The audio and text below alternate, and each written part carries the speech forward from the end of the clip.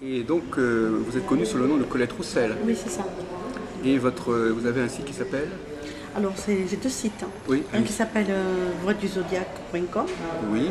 et un autre qui s'appelle frèresdelumière.com. Quelle est la différence entre les deux sites? Alors, le premier ne traite que de l'astrologie et le deuxième traite de livres sur les anges, sur Oui. 5 livres que j'ai édités. Vous en avez apporté? Et j'en ai porté un. Oui. Voilà, je vais vous montrer un petit peu. C'est un spécialiste de l'angélologie. Alors voilà. On montre Ce le sont des livre. livres avec un enseignement. Voilà, ah, ok, c'est bon. Il y est, ouais. J'ai porté tout ce que je faisais. Oui. Voilà, mon dossier de presse.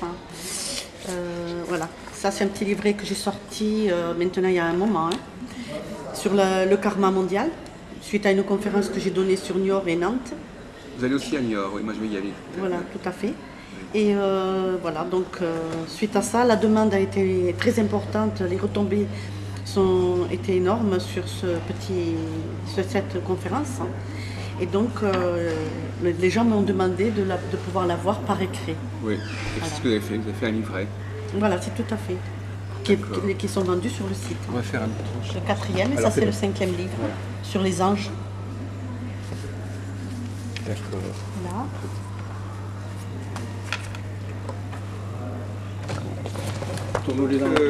On va d'abord parler de votre rapport à l'astrologie. Tout à fait. Il y a des gens qui vous connaissent, vous n'avez pas de rapport avec M.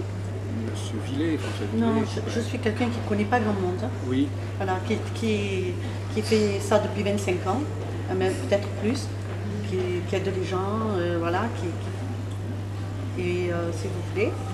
Et donc, mais je ne connais pas grand monde, je suis assez réservée, je suis dans mon coin. Mais enfin, par votre site, vous rayonnez sur Voilà. plus de monde. Par rapport au site, oui, j'ai beaucoup de contacts à travers le site, Oui. mais en général, ce sont des gens qui demandent une aide ou qui demandent une étude. Voilà, Oui. Mais ça vous sert quand même, les gens ils prennent le temps de lire le site, de lire les Tout choses. à fait, oui. Et de savoir à quoi ils s'attendent. Tout à fait. C'est un site qui a beaucoup de visites. Oui. Oui, vous avez à peu près combien de visites à votre avis? Eh bien, je dois avoir on va dire, les mois les plus bas, on va dire que j'ai, je sais pas moi, 1500 personnes. Par mois?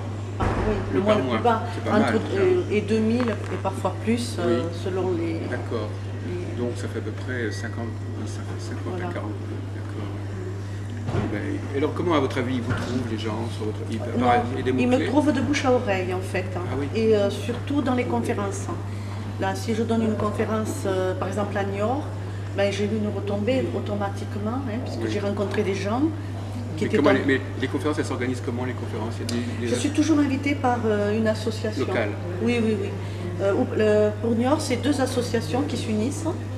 Et c'est pour faire une conférence qu'il y a énormément de monde. C'est quelque chose qui est assez grand Comment quand ça même. s'appelle ça? Parce que ça m'intéresse. Alors il y a une qui s'appelle Une étoile dans la nuit. À Niort. Tout à Une fait. association qui s'occupe de quoi?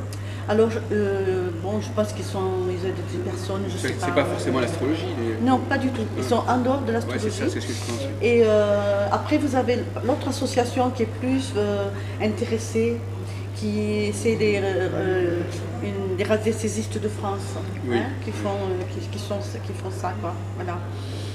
Donc c'est par eux que... Mais en fait, j'ai rencontré ces gens par un bouche à oreille, un livre qui a été vendu. Et la présidente de l'association Une étoile dans la nuit a absolument voulu me rencontrer et me faire une conférence. Voilà. Faire connaître. Voilà, tout à fait, oui.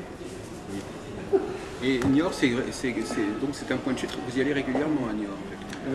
J'y vais une fois tous les 2 ans, à peu près tous les 2-3 ans. Bon, mais ça touche à l'astrologie.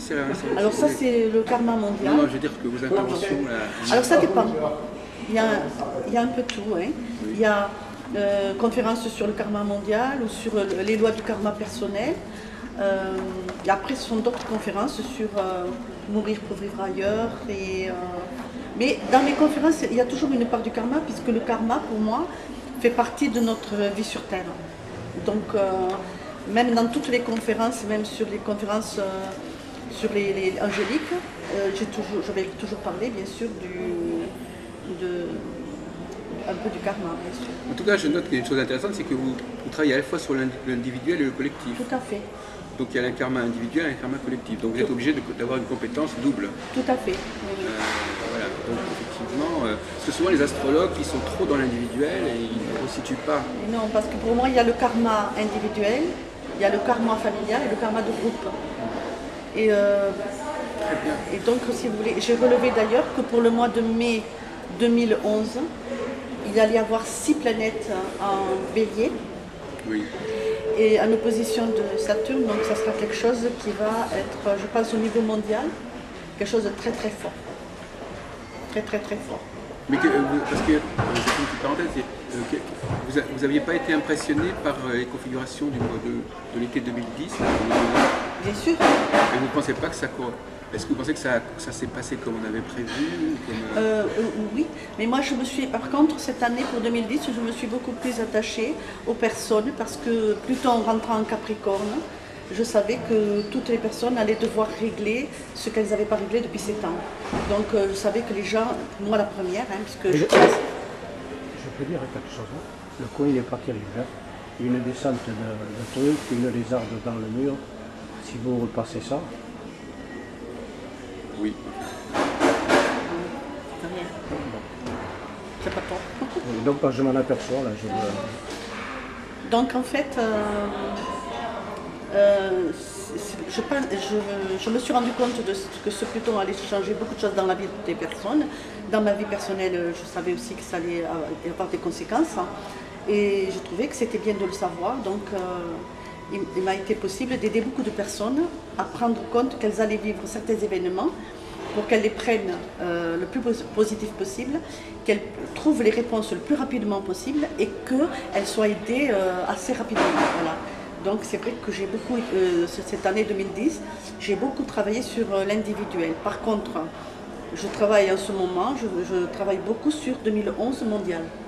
Parce que cet aspect de planète va jouer non seulement sur le mondial dans le monde, mais ça va jouer bien entendu automatiquement sur nos vies personnelles, puisque nous serons confrontés à des événements qui vont nous perturber dans nos vies personnelles. Donc ça c'est très important en 2010 d'aider les gens à savoir qu'ils allaient vivre des destructions, des remises en question professionnelles, familiales et autres. Et en 2011, il sera très important de les préparer à ces événements de mai qui vont après se répercuter dans le temps, puisque la différence qu'il y a avec le karma personnel, les aspects d'astrologie personnelle sont plus immédiats que dans le mondial. Quand il y a l'aspect, ça met plusieurs mois pour que les pays répondent. Voilà, donc le bélier... Normalement, ça gouverne certains pays comme l'Allemagne et le Japon et tout ça.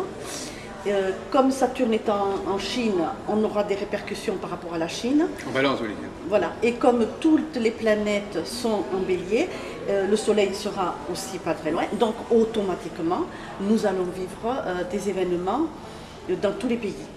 Voilà, parce que tous les pays vont être touchés par cet aspect. Donc, pour moi, c'est important de le travailler pour aider les personnes, vous voyez. Mais alors, qu'est-ce que vous imaginez comme phénomène alors? Alors, j'ai pas étudié encore, j'y suis dessus, mais déjà... Et puis, est-ce que c'est vraiment un phénomène rare? 6 planètes en bélier, Oui. c'est pas que c'est rare, c'est que c'est fort. Mais c'est pas, il y a quand même des planètes qui ne sont pas en bélier. Pluton ne sera pas en bélier, Saturne non plus. Tout à fait. Mais ils seront en aspect. J'ai porté d'ailleurs la carte parce que ça m'avait tellement impressionné. J'ai dit, regardez, on aura en bélier, on va se trouver. Nous, la France, on aura un aspect positif. Donc déjà, nous, c'est un peu mieux. Parce que nous, c'est le lion, c'est ça? Tout à fait. Et le soleil est en taureau. Bon, nous, ça sera plutôt sur les finances. Mais si on regarde bien, il y a Uranus, Vénus, Mercure, Jupiter, la Lune et Mars qui vont apporter un aspect. Ça, rapidement.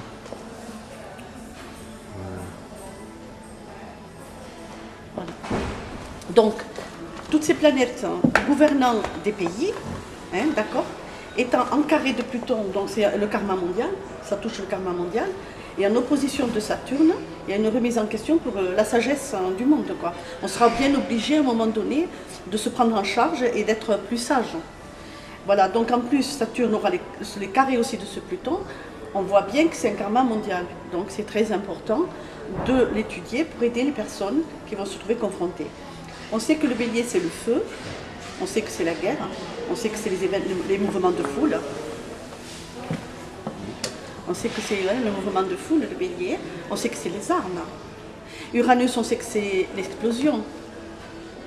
On sait que, par exemple, Jupiter, c'est la foudre. Hein. On sait que la Lune peut apporter l'eau. Donc tout ça va amener des orages, des trucs comme ça, qu'il faut étudier. Bon, là, je fais attention à ce que je dis parce que je ne l'ai pas encore bien étudié. Mais moi, je dis qu'il faut faire attention. Voilà, donc pour moi... Donc comment on va préparer ces personnes à quelque chose qui est quand même assez vague tout de même? Enfin, moi, personnellement, dans les conférences, puisque là, je vais donner une conférence bientôt, à Perpignan, dans un village à côté, où il y aura pas mal de monde. Donc là, c'est sur les lois du karma, donc je m'en vais d'abord donner ma conférence, mais en fin de conférence, je vais leur en parler. Et automatiquement, je vais contacter plusieurs personnes qui vont me poser des questions. Ces questions sont entièrement gratuites, elles sont dans la salle, les gens posent des questions et je leur réponds sur leur karma personnel ou ils vont me poser, certaines personnes vont me poser... de leur thème personnel? Oui. Non, vous avez le temps de les calculer, les thèmes? Non. Je réponds sur... La personne me dit, moi je vis ça, oui. Je sais à peu près où sont les planètes, l'ascendant de la personne. Mais en même temps, je sais que dans la salle, on imagine qu'il n'y ait que 50 personnes. Ces 50 questions-là, et dans ces 50 questions, il y en aura sur cet aspect-là. Oui. Je pars du principe, moi, que si on parle à une personne, c'est 3 personnes entendues. C'est vrai. Voilà, donc en fait, c'est dans les conférences. Si différents les uns. Ils ont des interactions entre voilà, tout à fait. Ils sont touchés par les mêmes choses. Exactement. Hein? Donc voilà, donc si vous voulez, c'est pour moi j'essaie d'aider, de faire passer un message à travers ces aspects et ces conférences. Alors, comment est-ce que vous en êtes arrivé à cette méthode, Colette Roussel? Vous avez eu des maîtres, vous avez eu... C'est venu de vous? Alors, ça c'est le côté extraordinaire dans la vie d'une femme ordinaire. Oui. Voilà. Il m'est arrivé quelque chose de fabuleux. J'ai vu 3 êtres de lumière et ils m'en ont parlé, voilà, tout simplement. Et j'ai eu vraiment un enseignement. Ils vous ont dit que c'était comme ça qu'il fallait travailler? Tout à fait, voilà. Quand je parle, vous pouvez l'orienter vers moi. Oui. Je vais me lever parce que je vois. Ah ouais. Non, vous pouvez changer la position du fauteuil. Non, mais vous y êtes là, c'est bon. Je reste debout. Oui. Non, mais vous pouvez changer la position du fauteuil. C'est bon, c'est bon. Donc, vous pouvez nous restituer un peu les paroles. Ils vous ont parlé, oui. Vous les avez entendus? Tout à fait. C'est un texte. Je les ai vus et entendus. Alors, vous pouvez nous restituer un peu ce qu'ils ont dit, notamment, enfin littéralement. Alors bon, ça c'est... Non, enfin, je veux dire, parce que ça m'intéresse de savoir comment... Moi, je m'intéresse beaucoup à la médiumnité aussi, donc ça voilà, m'intéresse de savoir comment ils se sont comment ils sont exprimés leur... D'accord. Ils vous ont dit quoi? Vous avez un vague souvenir quand même. Tout à fait. Je n'oublierai jamais, je n'oublie pas, parce que j'ai encore... J'ai des contacts encore. Hein. Ces gens qui ont voulu vous ramener à une autre astrologie, une astrologie qui leur paraissait... En fait, moi j'étais une maman à l'époque. C'est en 1983. Je ne m'intéressais pas du tout à l'astrologie. J'avais une trentaine d'années. Donc. Voilà, je ne m'intéressais pas du tout à l'astrologie. Je ne m'intéressais pas à tout ça. Moi, j'étais pieuse dans le sens comme tout le monde. Je faisais mes prières, tout ça. J'ai eu une grave maladie. J'ai guéri de façon très particulière, donc ça serait trop long là pour raconter. Oui. Et un jour, donc dans le jardin, j'étais assise, il faisait chaud. Et je le raconte dans les livres, donc je vais faire résumer. Oui, donc la première fois je les ai vus dans un médaillon et la deuxième fois je les ai vus en entier. Voilà. Et qu'est-ce qu'ils ont dit alors? Tourne-le vers le monsieur. Oui. Alors, qu'est-ce qu'ils ont dit? Alors ils m'ont dit que ce que j'avais vu petite, parce que j'avais vu des choses, des choses que j'avais vues, mon oncle est décédé, etc. Ils m'ont dit qu'ils allaient me donner des messages qui seraient un enseignement et que plus tard je retrouverais une connaissance que j'avais eue en Égypte. Et donc ils m'ont donné, au début c'est des enseignements, des messages que vous retrouverez dans les livres, des petits messages. Vous redonnez les noms des livres peut-être? Oui, tout à fait. Alors, le premier c'est Messages de 3 frères de lumière. Le deuxième c'est... attendez. Voilà. Dire des bêtises. Voilà, la connaissance pour le cristal réalisé. Le troisième, c'est 3 anges pour un chemin d'amour. Le 4e, c'est Céleste apparition pour des paroles d'or. Et le 5e, c'est Sous ma plume glisse le souffle des anges. Voilà. Donc, excusez-moi, donc alors finalement, comment ils se sont adressés à vous? Alors ils m'ont donné, comme vous et moi, Oui. voilà, mais très simple en fait, Oui, c'est très oui. simple. Ils sont pas compliqués, hein, c'est vraiment, il n'y a pas de tralala, il n'y a pas Oui. de, voilà. Et donc ils m'ont expliqué, ils m'ont donné beaucoup de messages que je n'ai, pour ainsi dire, pas compris au début. Et voilà, donc il a fallu que à travers mes épreuves, que je m'en serve. Et je m'en suis servi dans mes épreuves pour les surmonter.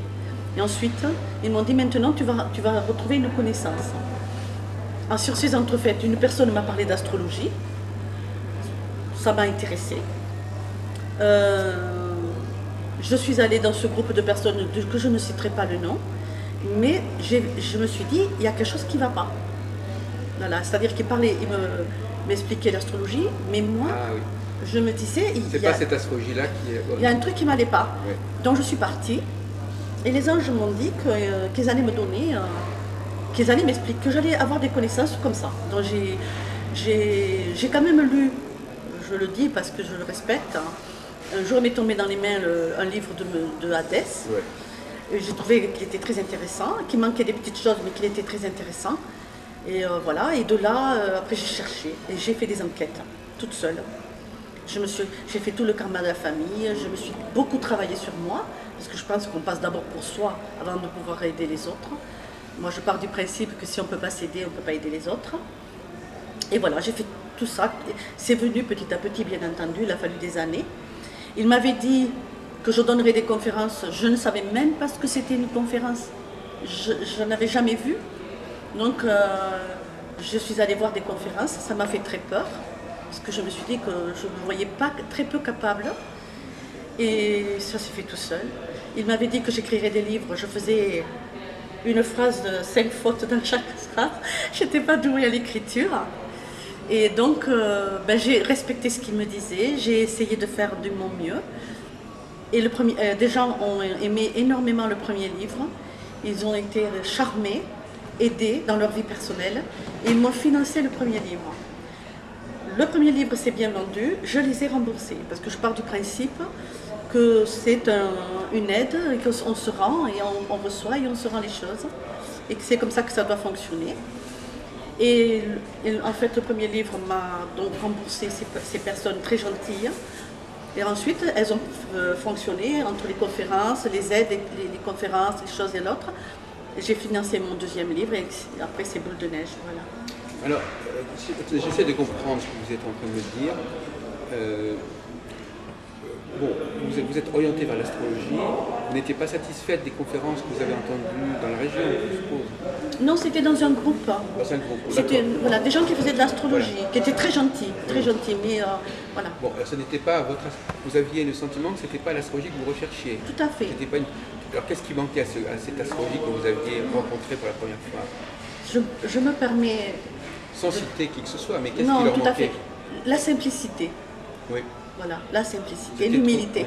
Je pars du principe que quand on a une connaissance, elle doit servir simplement à vous parfaire et à parfaire les autres. En aucune façon, dans un autre but. Voilà, de paraître, voilà, surtout. Voilà.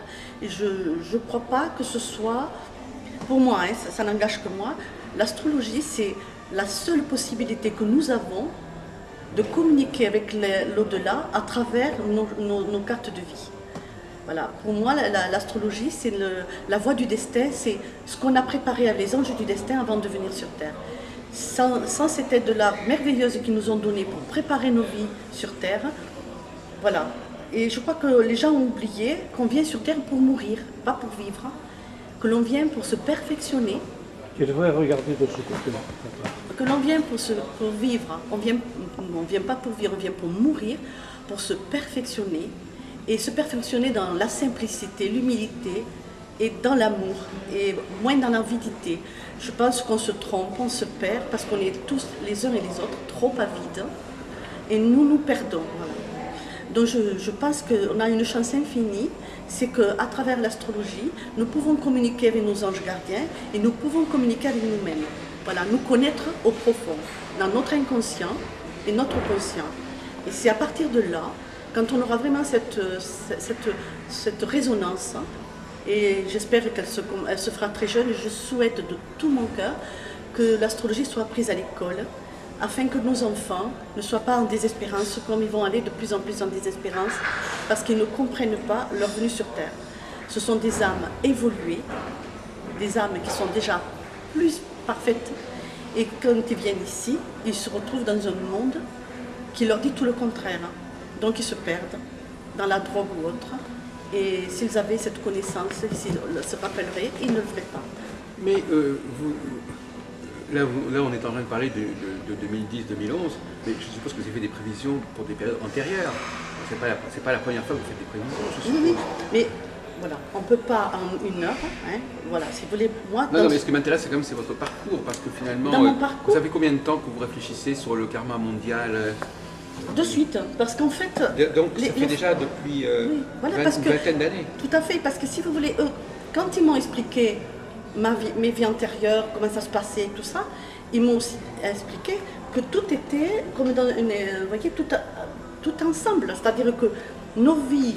Nous sommes aujourd'hui dans la cause à effet de nos anciennes vies, mais même nos dirigeants sont la cause à effet de ce que nous avons été dans nos vies. Nos dirigeants sont à l'image du monde qu'on a créé.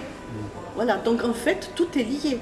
Nos vies personnelles, et c'est pour ça qu'aujourd'hui, si nous réussissons nos vies, nous ferons un monde meilleur et nous aiderons nos enfants à aller vers ce monde meilleur. Et ça aussi, ça fait partie du karma mondial. Mais depuis 10 ans, je ne sais pas, pendant les 10 dernières années, est-ce qu'il y a des événements que vous avez... Oui. Qu'est-ce qui s'est passé de significatif au niveau mondial depuis une vingtaine d'années, par exemple? Par exemple, bon, moi je ne me rappelle pas maintenant... On voit un peu le genre d'événement auquel vous faites référence. J'ai, par exemple, à un moment donné, il y a eu je me souviens, c'était un... C'est quand, je ne me rappelle plus que j'avais fait l'émission à la télévision, je ne sais plus, c'était... c'est en 99, je ne sais pas la date, voilà, tout à fait. C'était à l'époque où il y a eu après la fameuse tempête en France. Oui, c'est ça. Voilà. Normalement, quand je suis allée à une émission, puis après je devais donner une conférence. Et cette conférence, elle était sur un sujet. Et ils m'ont dit, non, tu vas donner la conférence sur la révolte des Devas. Bon, alors j'ai donné cette conférence et il m'avait montré un alignement aussi des planètes qui signalait qu'il y allait avoir... moi, je n'ai pas dit à l'époque qu'il y allait du vent ou tout ça, j'ai dit qu'il y allait se passer quelque chose, une colère de la nature à cette époque-là.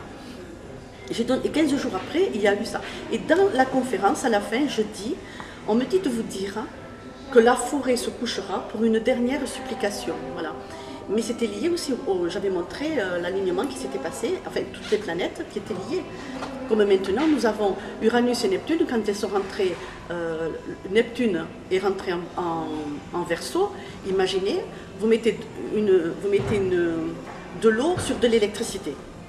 C'est la logique, vous vous dites, voilà, qu'est-ce que ça va faire, hein? D'accord?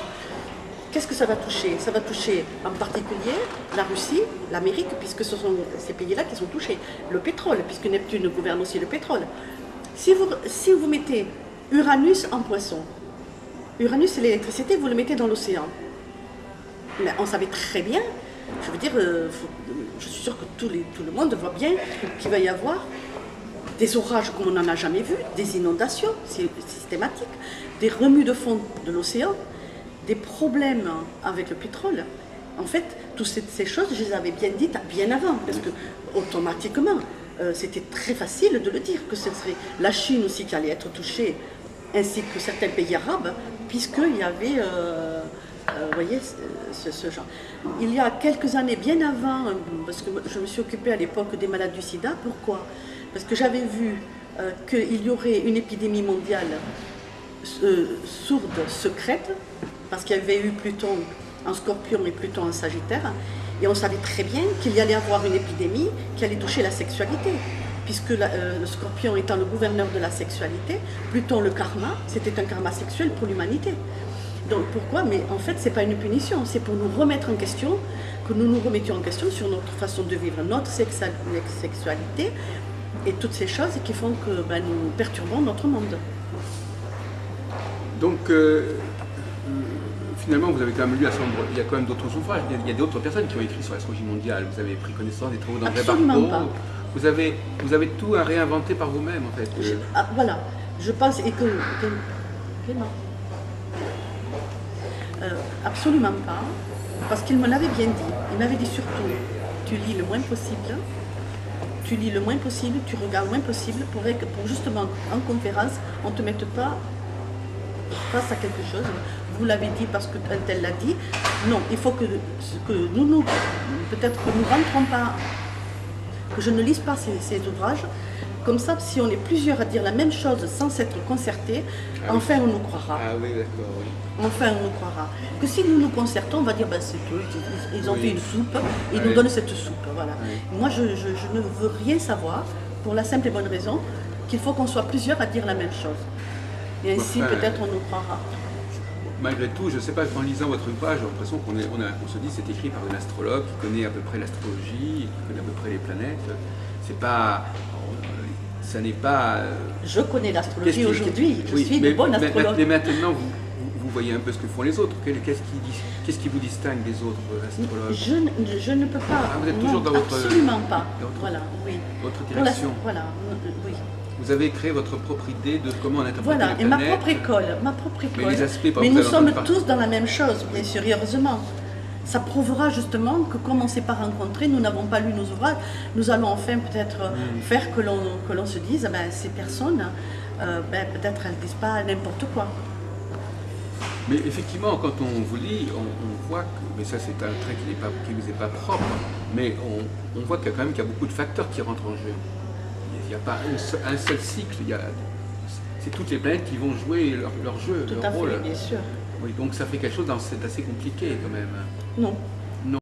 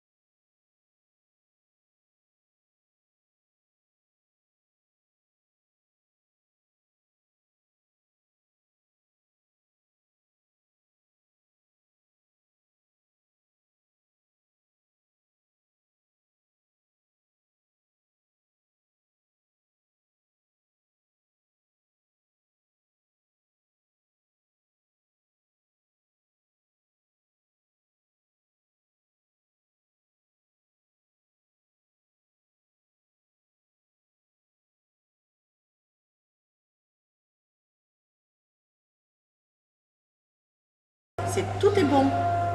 La souffrance est bonne, la séparation, et après arrive Vénus. Est-ce que je me trompe? Je pense que c'est un trait qui est assez propre à beaucoup d'astrologues. C'est qu'en fin de compte, vous regardez quelle est la prochaine configuration intéressante, c'est ça?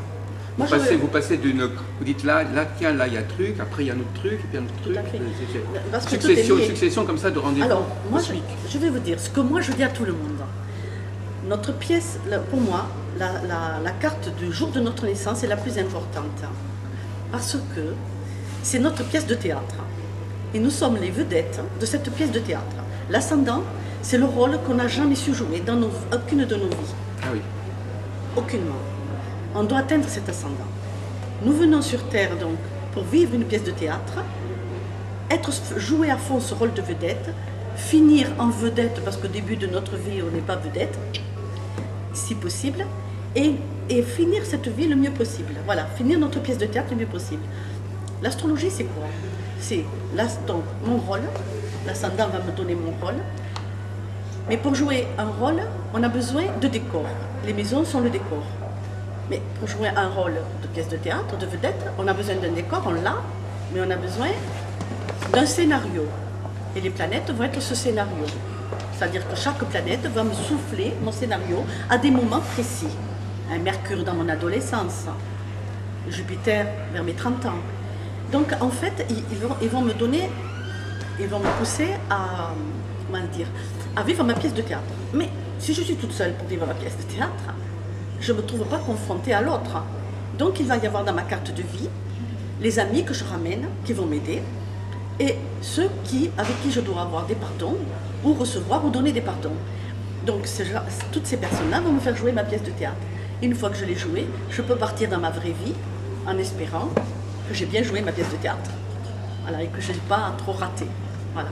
Donc, quand quelqu'un vient vous voir, vous pouvez lui dire quel est le rôle qui lui est imparti en quelque sorte. Tout à fait. D'abord, je vais regarder ses vies antérieures. Qu'est-ce qu'on attend de lui en fait? D'abord, je vais regarder ses vies antérieures, parce que si je n'ai pas la connaissance de ses vies antérieures, je ne sais pas ce que vit cette personne dans son conscient ou son inconscient. Donc déjà, on fait l'étude du karma, et une fois qu'on a une notion, parce que là, j'ai la chance de pouvoir voir certains flashs de la personne, ce qu'elle a fait.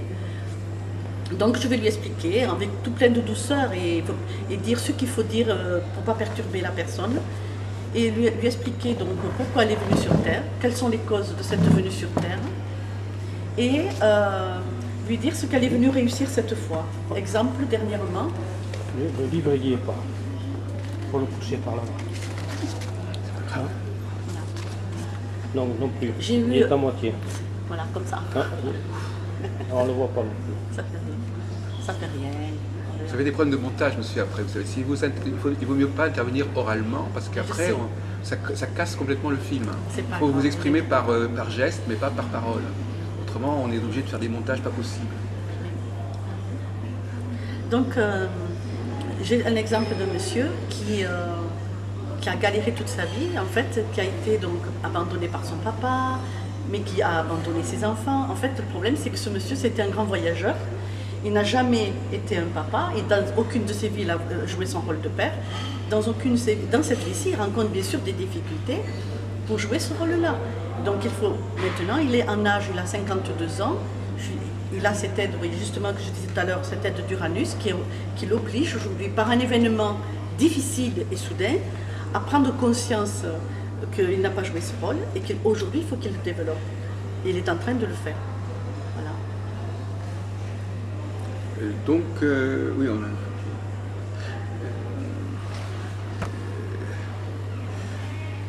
Vous expliquez à vos clients, à un moment donné, vous leur expliquez le karma collectif. Vous leur commencez par parler d'eux ou de parler du karma collectif? Je parle d'eux d'abord, parce que la personne, elle vient d'abord, il faut rentrer dans son... Il faut qu'elle ait... comment dire... Il faut que cette personne, elle rentre en contact avec vous. Et nous sommes tous pareils, nous rencontrons les autres quand on parle un peu de nous. Donc d'abord, on travaille avec la personne sur ce qu'elle a besoin d'entendre. Et si dans les événements de sa vie, on doit l'avertir d'un problème qu'il y aura dans le karma mondial, on va le dire. Mais ce n'est pas systématique. Voilà. Si une personne vient me voir, elle doit faire un grand voyage, et que justement, dans ce voyage-là, les aspects de sa carte de vie ne sont pas favorables, et que je sais très bien qu'il va y avoir des problèmes, je vais quand même l'avertir.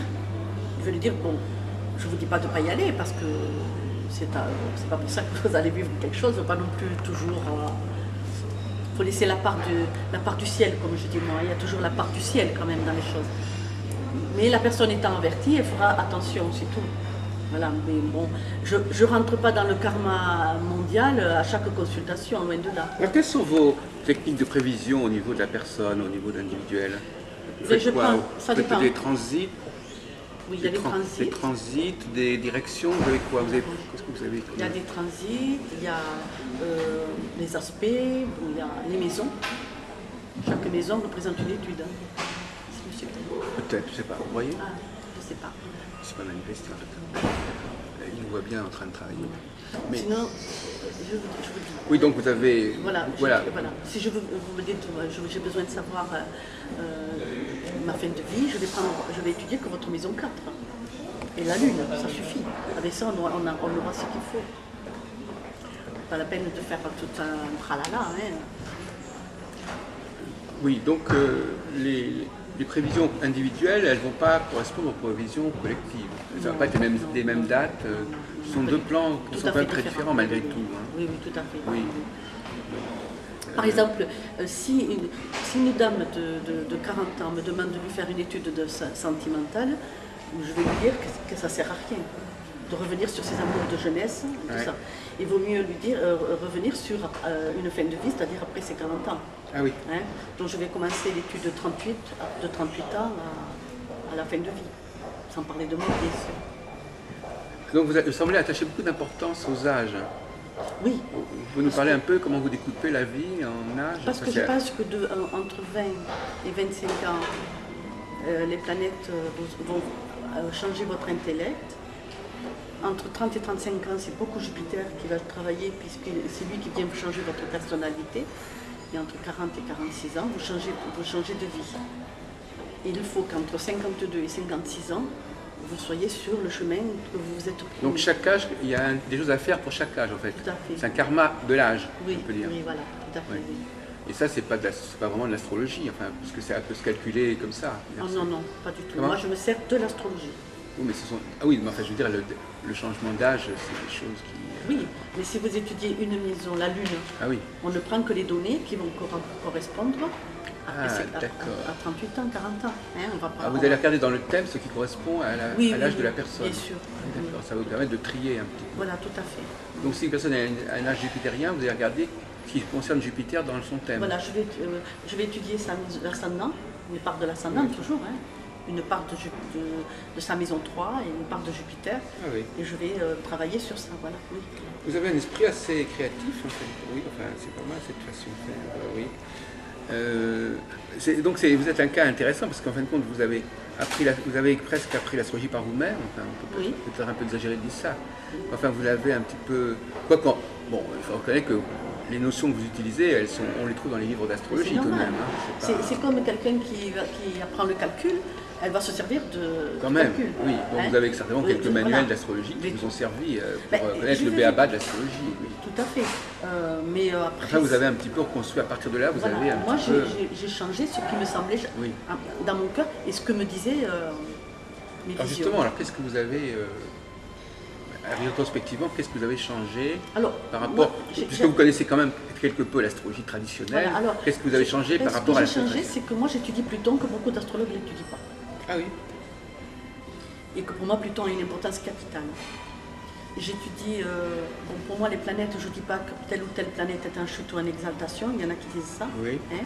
Moi je dis que elles sont gouvernées par telle ou telle planète. Et pour moi ces planètes, je me sers des planètes en tant que gouvernant, mais pour moi, elles ont une importance capitale dans la carte du ciel.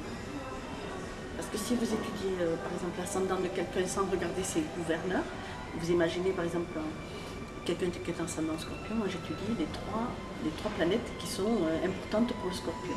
Alors Mars, Pluton, Uranus? Pluton, Mars et Uranus. Oui, c'est ça. Et là où elles sont dans la carte du ciel, vont me signaler des choses qui sont importantes pour la personne. Donc, vous travaillez pas mal avec l'ascendant. L'ascendant vous oriente vers les planètes dominantes. C'est la base, parce que c'est le rôle de vedette. Ça dépend, après, je regarde le scénario. Ça dépend quand même pas mal de l'heure de naissance, évidemment. Oui. Donc, oui. Et je fais confiance à ça. Oui, vous vous basez sur l'heure de naissance qui est donnée, qui est connue. Oui. Oui, d'accord.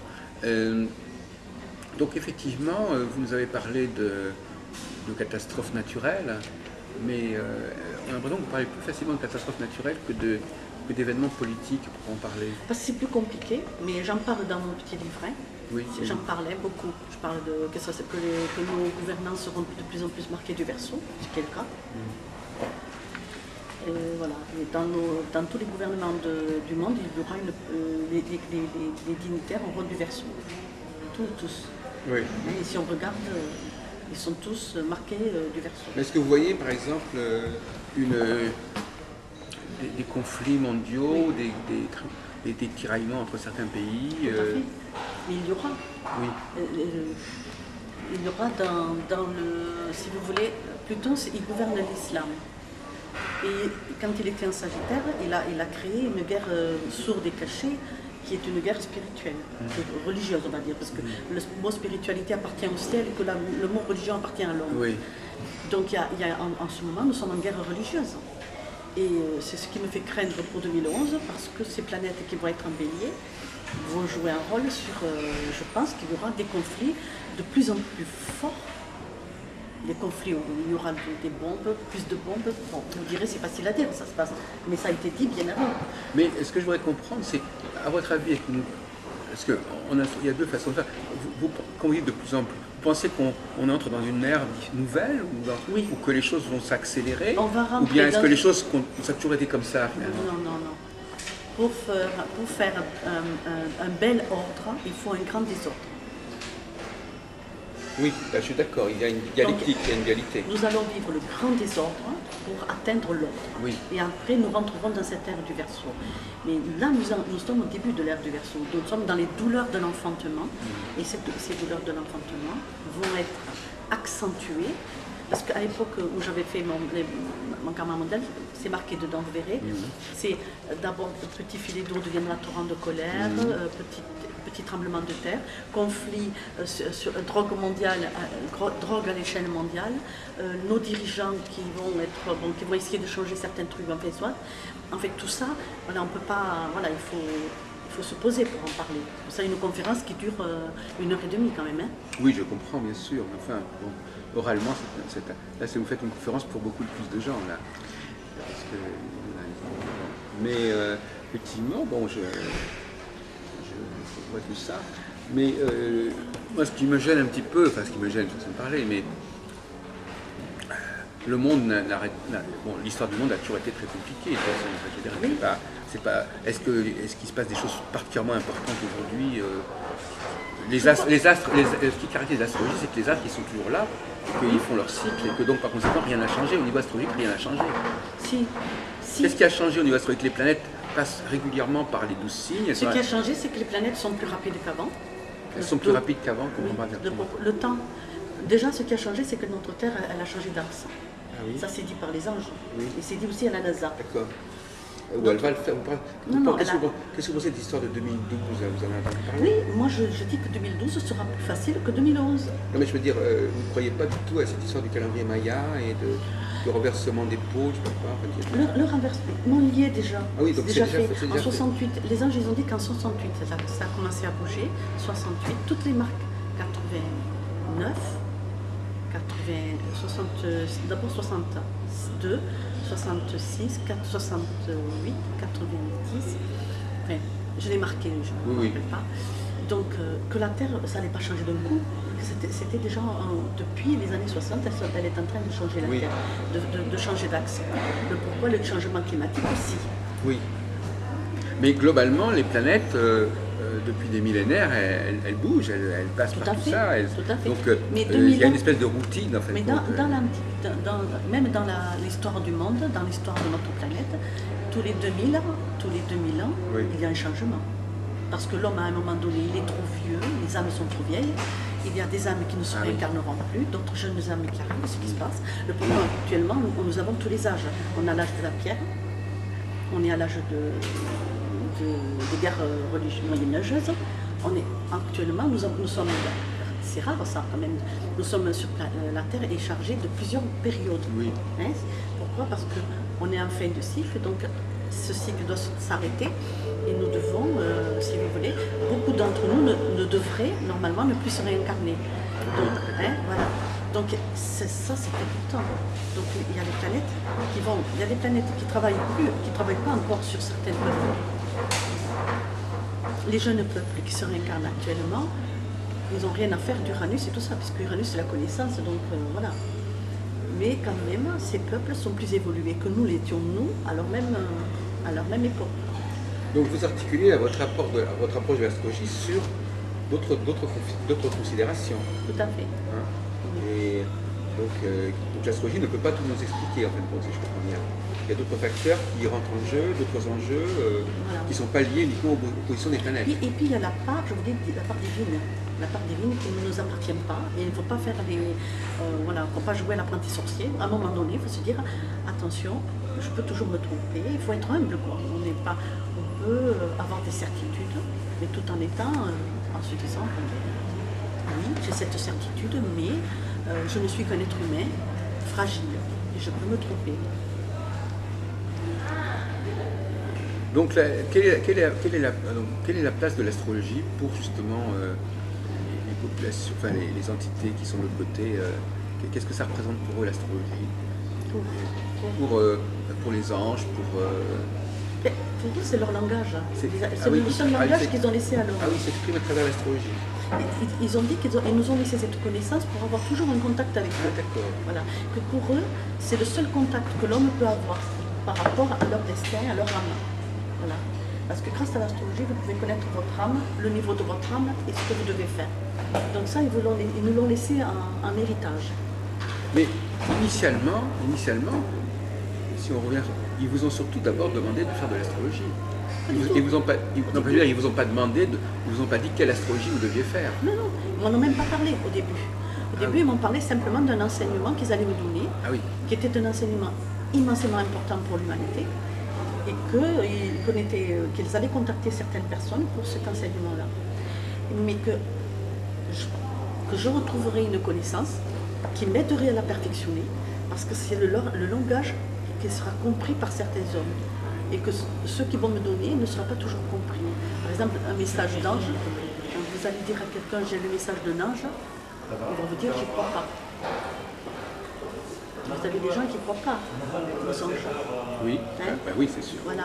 Alors, c'est grâce à l'astrologie, je vais pouvoir rencontrer ces personnes et les amener doucement, avec beaucoup de tendresse, beaucoup d'amour, avec beaucoup de patience, les amener à comprendre que sur Terre, ils ne vivent pas, et les amener vers les anges ou vers les frères de lumière, comme ils veulent. Voilà. Je vais les emmener tout doucement, sans forcer, sans guerre, sans dire moi j'ai raison, toi t'as tort. Il faut laisser la personne, selon son âme, venir et aller vers cette chose. Voilà. Et l'astrologie est une aide très importante pour moi. Alors, si j'ai bien compris,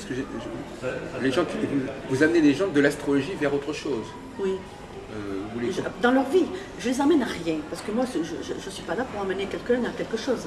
Je suis là pour que ce quelqu'un retrouve ce quelque chose, qu'il retrouve sa filiation divine, lui-même, tout seul, sans moi, qu'il ne me revoie plus. C'est pas un problème, mais il faut qu'à un moment donné, se dise, mais quelque part, cette dame, elle m'a dit, ça, c'est vrai. Je fonctionne comme ça, c'est vrai. Comment elle a pu le voir? Qu'il se pose des questions. Ah oui, d'accord.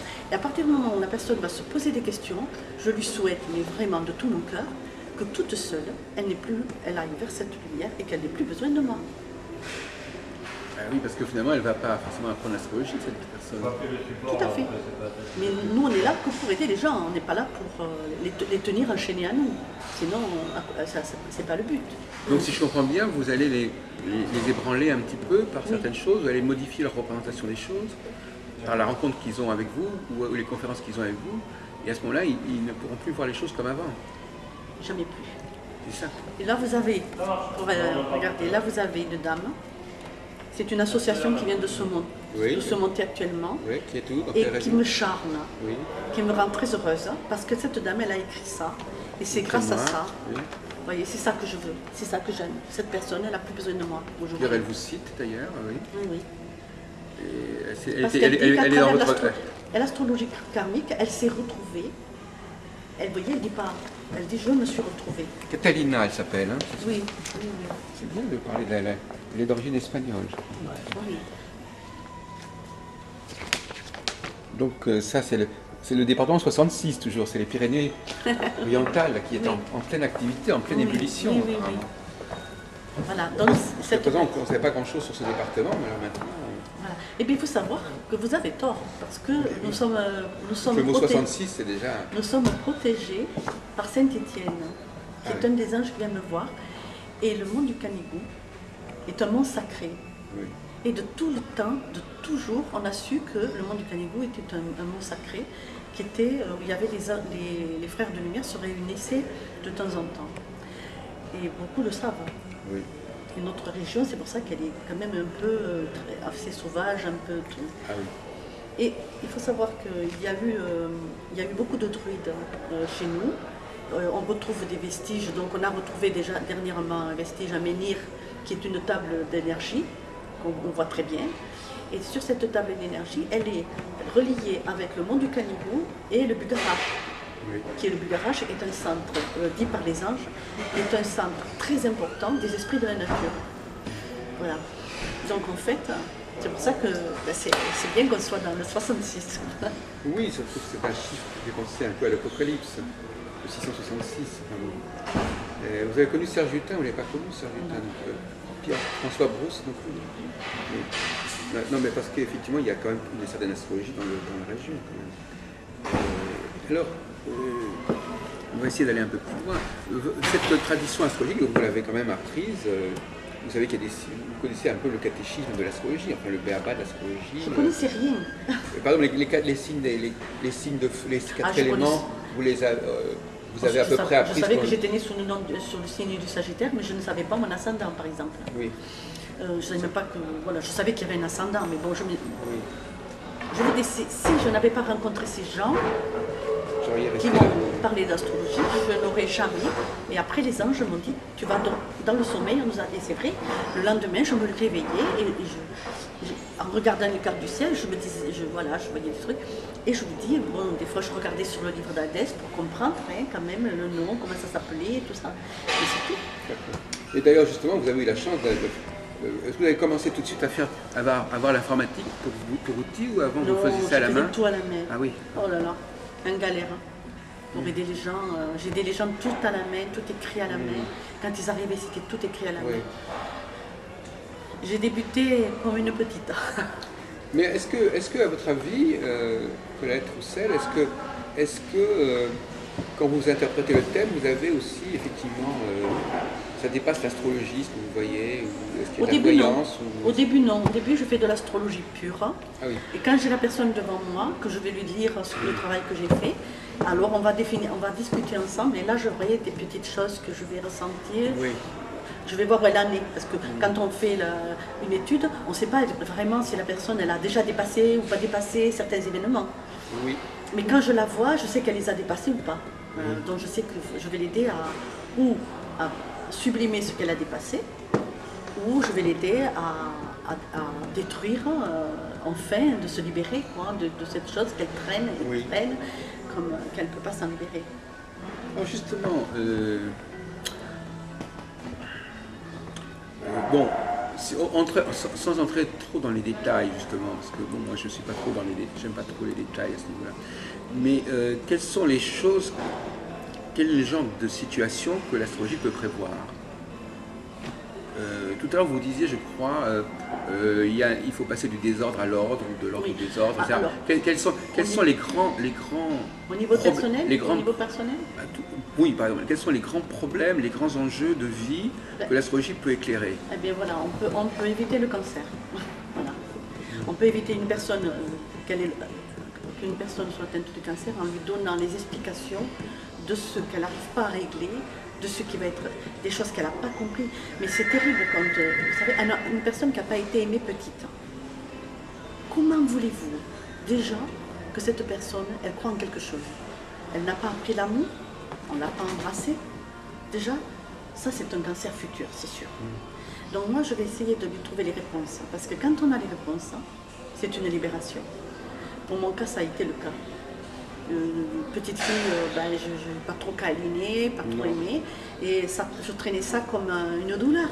Mais quand j'ai compris pourquoi sur Terre, je ne devais pas au début, qu'il fallait que je dépasse tout ça, que je cherche un autre amour, que ce n'était pas cet amour-là, qu'il fallait que je le dépasse, que je le cherche, c'est une réponse. C'est extraordinaire. Hein. Eh bien, c'est ce que moi je veux, c'est éviter ça. C'est que la personne qui vient me voir, qui est en douleur parce qu'elle n'a pas compris les expériences difficiles de sa vie, c'est lui faire comprendre déjà pourquoi elle les a vécues, ce qu'elle doit atteindre, ce qu'elle devait atteindre, pour lui éviter la maladie. Parce que la maladie du corps physique est toujours créée par la maladie de l'âme. Oui, c'est somatique, c'est un peu le psychosomatique. Tout à fait. Mais vous appartenez quelque part au courant de l'astrologie karmique. Ah oui, tout à fait. Oui, qui est quand même assez important. Ah, alors justement, vous savez, parce que quand même, on s'intéresse beaucoup à l'axe des nœuds lunaires, par exemple. Ça fait partie de votre attirail. Tout à fait. Oui. Ah oui. Vous en servez aussi. Ça me sert parce que le nœud sud, pour moi, est ce que la personne ramène, en bien ou en mauvais. Et le nœud nord, c'est ce qu'elle vient dépasser, ce qu'elle vient régler. Donc si on n'étudie pas ça, on ne peut pas faire une astrologie karmique. C'est comme les planètes rétrogrades. Les planètes rétrogrades, moi je les étudie sérieusement. Parce qu'une planète rétrograde, c'est pourquoi je viens, pourquoi je pars. L'épreuve, repos, l'épreuve, c'est l'aide aussi, hein, je me repose, l'épreuve revient tant que je n'ai pas compris.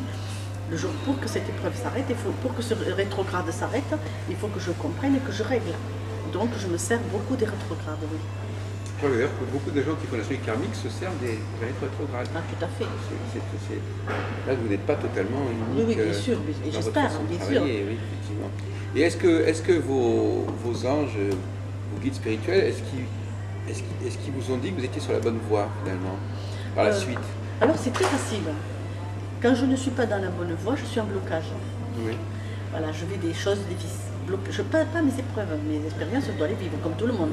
Je ne suis pas un être, ni je suis une sainte, ni exceptionnelle. Mais donc, si vous voulez, ils vont me donner, ils vont rien me dire, ils vont me laisser le chercher, ils vont me laisser toute seule. Et je vais galérer. Mais est-ce que vous avez l'impression qu'ils vous inspirent? Bien sûr. Des idées? Ils ne m'inspirent pas, mais les écouter, faire ce qu'ils me disent, mais c'est me dépasser.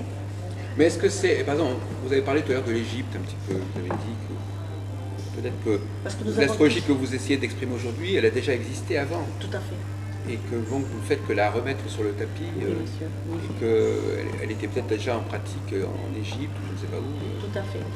C'est l'astrologie et le langage des Atlantes. Nous descendons tous des Atlantes.